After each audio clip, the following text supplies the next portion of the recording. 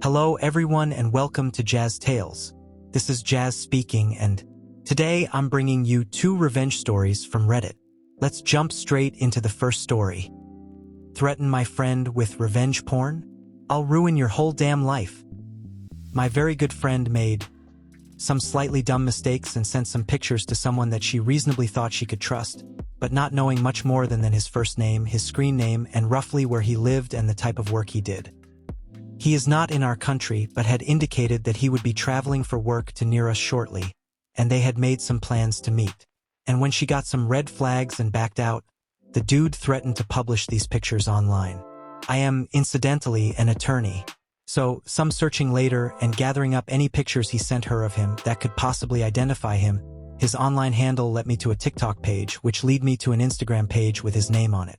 That led to a LinkedIn page with his place of work that matched a picture he sent with a branded polo he was wearing. Some more searches got me the email of the CEO, VP of HR, Operations Manager, and Public Relations Manager.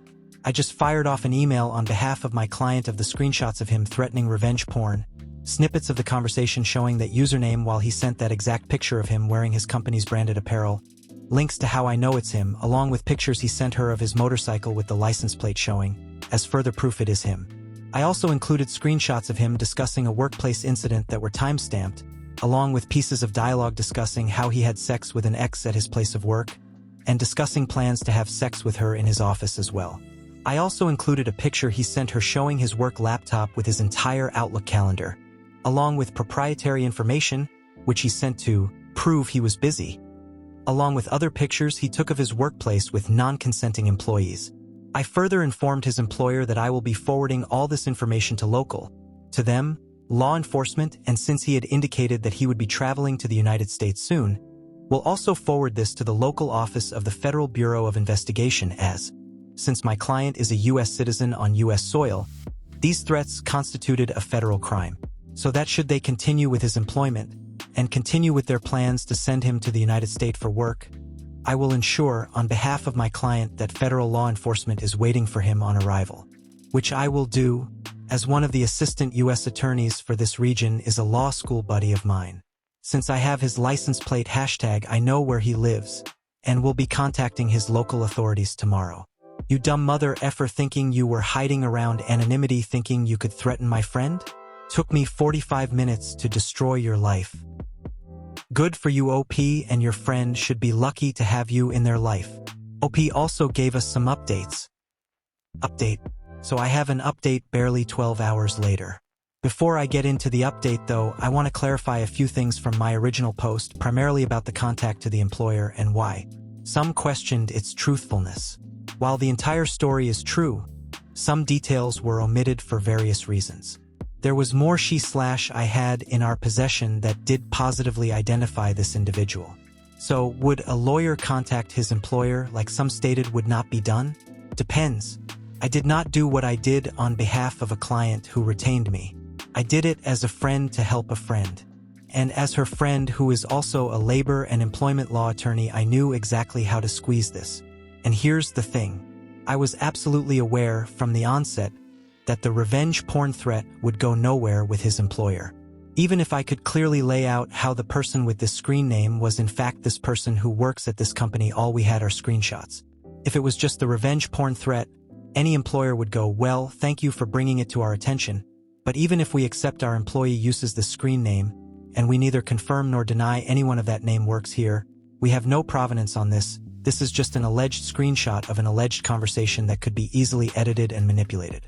Please feel free to pursue this with local authorities and rest assured, should we be asked to, we will cooperate fully with any law enforcement inquiry. But we have no further comment at this time.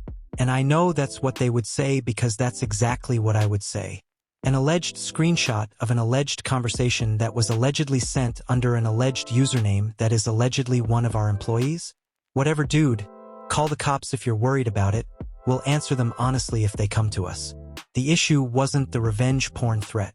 It was the picture of the contents of the work laptop. Because that can't be faked. There's no way for her or me to create a false image of the actual proprietary information on his work computer unless he sent it.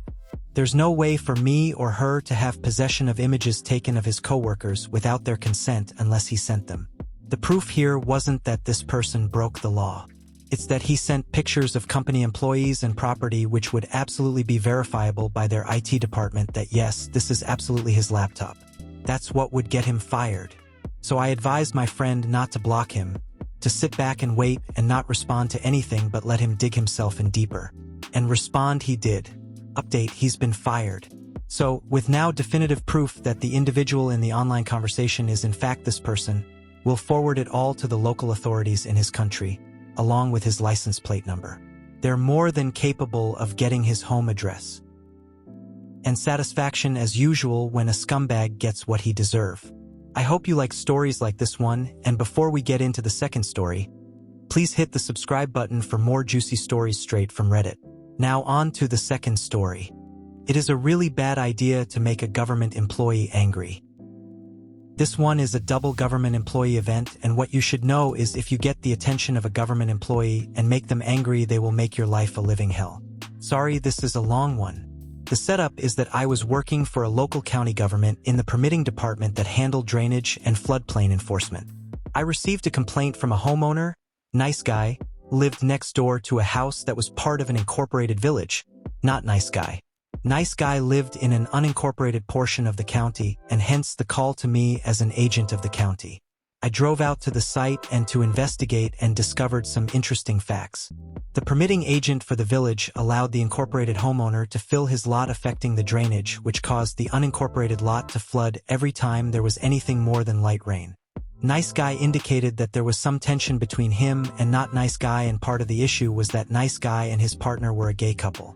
This ran up a red flag for me, but in trying to be impartial, I took the information and some photos for the file and indicated that I would contact the village to find a resolution. I wrote a letter and then called the village inspector, Jackwagon, to discuss. I was told by Jackwagon that the village could do as it pleased and that I could do nothing to stop not nice guy from doing as they pleased, as it was approved by the village. There was then a comment about those type of people, the gay couple, making complaints just to cause trouble.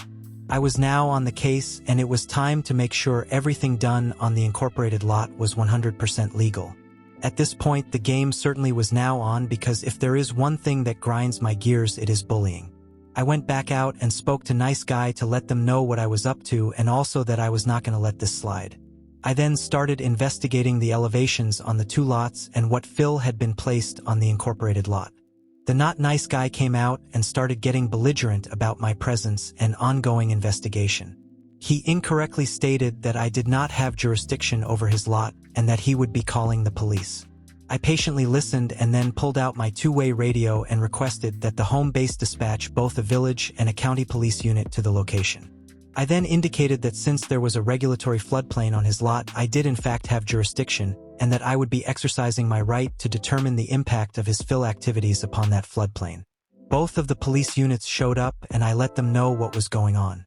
They were both appropriately agitated to have to waste their time, and let not nice guy know that I was within my authority to proceed with the investigation. A little while later, while I was measuring things, Jackwagon showed up. He stated berating me about harassing the village resident and threatening calling my boss and filing a complaint and so forth. I invited him to do so, quoting which parts of the code he should indicate I was violating. I was using marking paint to show the limits of the floodplain for the photos for the file, and what do you know, Jackwagon's shoe got painted when he tried to stop me. Obviously, he was even more angry, as was the homeowner, due to very bright orange paint in the grass in his yard. I pointed out I had done the same on the neighboring lots, but they just kept complaining. It was actually marking chalk that comes off pretty easily. Interestingly, I found two really wrong things on not nice guy's lot. 1. There was fill placed in the floodplain, and 2. A garden shed was built on the fill and partially within the floodplain. Both are a big no-no and are actually against federal law. So, the course of action had two parts. 1. Make the incorporated homeowner remove the fill and shed from the floodplain, and 2. Let nice guy place fill in their lot outside of the floodplain to counteract the fill remaining in not nice guy's lot outside of the floodplain. I also told nice guy it would be a good idea to run a field tile on their side to drain the water that would inevitably pond up between the two lots when it rained. Predictably, Not Nice Guy and Jackwagon got super angry when I sent the letter out that there were violations that either had to be corrected, remove fill and shed, or apply for a revision of the floodplain with the Army Corps of Engineers. Good luck with that. This then led to a meeting at the county office with Not Nice Guy, Jackwagon, my supervisor, and myself. Quickly things went to 11 and there was yelling by Jackwagon about abuse of power, etc. The department head came into the conference room and told them both they were wrong and that they should leave peacefully and comply or face the consequences. Fines. The best part was that Not Nice Guy had to apply for a permit, and guess who was the one to review and approve it? That's right, yours truly. Now, I was following the letter of the law, but you have to know that poor government workers are underpaid and overworked. Strangely, the permit for Nice Guy was almost immediately approved, while Not Nice Guy had to have a very thorough review to ensure it was correct. You could make a case I was abusing my power, but I can assure you that the timing for their review was well within acceptable limits. Also, how could I be held to account that they misfiled 3 times before they finally got it right? Generally, if you behaved like a civil human and came to the office, we would help you get things done properly, so the permit would go through first time, but Not Nice Guy decided he could do it all on his own, so it took him 3 tries.